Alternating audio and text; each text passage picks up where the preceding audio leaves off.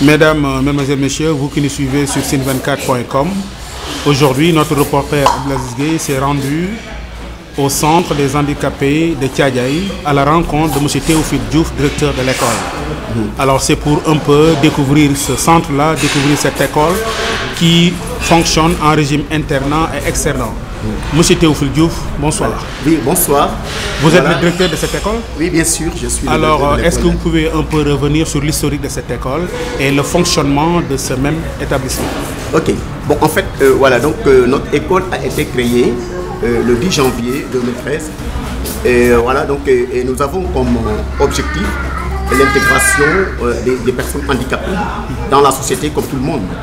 Et donc, après avoir, n'est-ce pas, avoir un objectif aussi important, donc on a compris que vraiment il est important, parce que l'éducation est un moyen important par lequel atteindre, n'est-ce pas, l'intégration.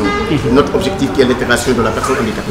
Raison pour laquelle nous avons créé cette école qui accueille aujourd'hui différents types de handicaps, dont les sourds-muets, les enfants déficients auditifs, les déficients intellectuels, trisomie 21 et autistes, et aussi les jeunes aveugles et les enfants handicapés.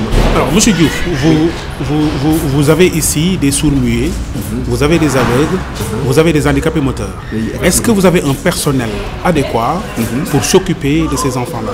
Oui, bien sûr. En fait, on a des enseignants voilà, spécialisés, qui sont formés de façon, voilà, des enseignants qui ont connu une formation spécialisée. Donc, dans l'enseignement des sourds-sadiques, une formation en langue des signes utilisée en Afrique de l'Ouest, dans la langue des signes américaine. On a également des enseignants qui ont été formés également à l'INEFJA de Thiès également, donc qui utilisent la méthode Braille pour enseigner les jeunes aveugles. Ok. Alors, c'est une école privée ou alors c'est une équipe publique reconnue par l'État avec des moyens subséquents pour venir à bout, n'est-ce pas, de tous vos objectifs déclinés en termes de prestations? En fait, c'est une école plutôt privée. C'est une école privée, bien sûr, dont nous avons également notre récépissé. Voilà, donc nous sommes reconnus aussi par l'État. Voilà. Ok. Est-ce que vous avez les moyens de votre politique? Donc, sincèrement, nous vivons des situations difficiles. Donc, je pense que vraiment, c'est une opportunité également qu'on puisse lancer un appel à l'État, au gouvernement sénégalais, à toutes nos autorités, afin qu'ils puissent quand même fixer des regards sur la personne handicapée. Absolument. Parce que c'est vrai que nous avons créé cette école parce qu'on a compris que les handicapés ont des problèmes, ont des difficultés de s'intégrer. Il y a de ces enfants handicapés qui ont, n'est-ce pas, des problèmes de s'intégrer dans l'école normale. Absolument. Comme les jeunes aveugles, comme les déficients intellectuels, trisomie 21 et autistes, voilà, et comme également les sourds-muets. Donc c'est des enfants qui ne peuvent pas du tout voilà, s'intégrer dans l'école normale. Il faut une école spéciale voilà, pour ces enfants. Très bien, c'est là où je voulais venir. Est-ce que vous avez un cursus spécial ou alors vous avez un même programme qui est décliné au niveau des écoles classiques? Ou alors vous avez un programme approprié et spécial à votre statut?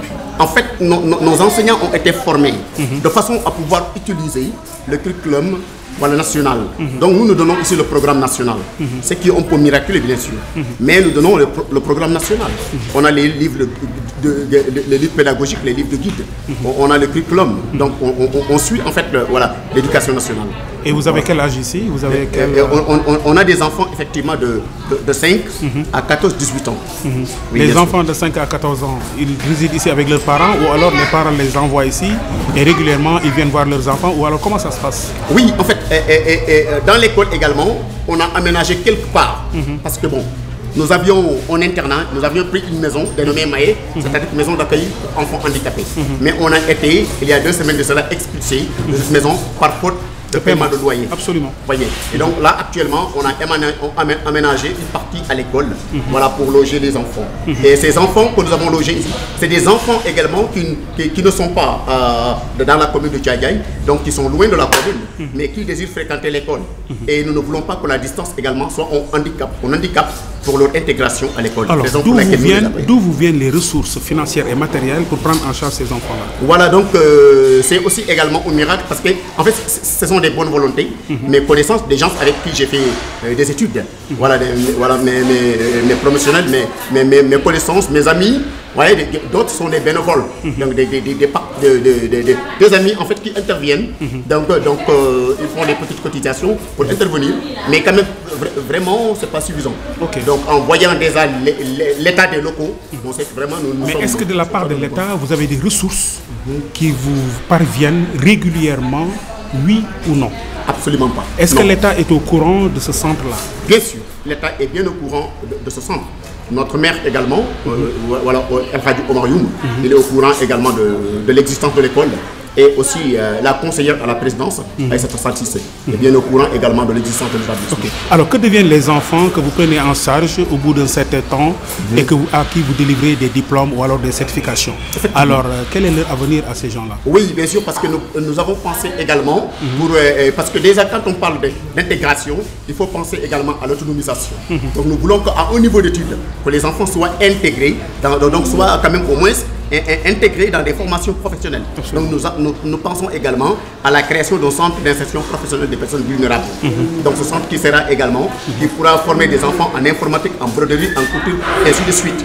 Donc pour permettre à ces enfants de faire, voilà, d'avoir des métiers, et, voilà, et de vivre dans le futur de façon autonome. Alors est-ce qu'il vous est arrivé de recevoir ici des enfants et en un certain temps de voir ces enfants-là être intégrés dans la société d'une façon régulière? Oui, en fait on peut dire que pour le moment, comme nous venons, donc on n'a que 7 ans d'existence bientôt. Vous voyez, donc voilà, nous n'avons pas encore des enfants qui ont commencé à travailler, voilà, donc, mais plutôt nous les formons, sincèrement. Donc déjà nous sommes en train de les enseigner et nous pensons également, voilà, à leur autonomisation. Quel est l'effectif du centre? Voilà, donc l'effectif total des élèves est de 87 élèves. Mais il y a 37 élèves qui viennent régulièrement à l'école. En régime interne? Ces 37-là également, il y a 21 élèves qui sont internés, qui sont avec nous, qui vivent avec nous ici dans l'école. Oui, et les autres en fait, viennent de leur maison, de leur village, parce que ce sont des sourds qui peuvent marcher. Et donc voilà, ils viennent de leur maison, de leur village pour venir. Alors quel message vous voulez délivrer à l'égard des autorités, à l'égard des bonnes volontés par rapport à l'appui, par rapport au soutien à cet établissement? Voilà, donc nous voulons vraiment, voilà, nous lançons un appel premièrement, n'est-ce pas, au chef de l'État, à la première dame également, et à toutes les autorités, n'est-ce pas, du gouvernement, pour qu'ils puissent quand même nous soutenir, parce que nous sommes dans le besoin sincèrement. Et sérieusement, nous sommes dans le besoin. Et nous avons un objectif important. Ces enfants auxquels nous sommes à leur service, ce sont des enfants qui n'ont pas choisi de ce qu'ils sont. Voyez. Mais le fait qu'ils soient également handicapés ne veut pas dire qu'ils n'ont pas le droit de s'épanouir comme tous les autres enfants non handicapés. Si, bien sûr. Et aussi, je pense qu'aujourd'hui, l'école est une grande importance, et vraiment une grande importance pour la personne handicapée.